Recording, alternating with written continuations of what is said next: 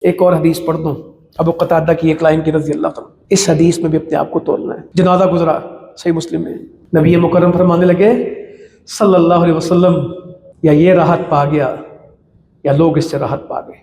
اتنا جملہ زندگی میں یاد رکھنا ہے، یہ راحت پا گیا یا دوسرے اس سے راحت پا گئے۔ جنازہ جا رہا تھا، جنازہ دیکھتے کے ساتھ کہا یہ راحت پا گیا یا دوسرے اس سے راحت پا گئے۔ صحابہ کرام نے عرض کیا اللہ کے رسول صلی اللہ علیہ وسلم، اس سے کیا مراد کہ یہ راحت پا گیا یا دوسرے اس سے راحت پا گئے؟ فرمایا بندہ مومن دنیا کی آزمائشوں سے، تکلیفوں سے نجات پا کے، راحت پا کے اللہ کی رحمت میں چلا جائے۔ یہ بندہ مومن ہے۔ تکلیفیں بہت ہوتی دنیا میں، زندگی سوکھی نہیں ہوتی مومن کی، یہ دنیا آسان نہیں ہوتی، بڑی آزمائشوں میں گزارتا ہے، مگر فوت ہو کے راحت پا جاتا ہے۔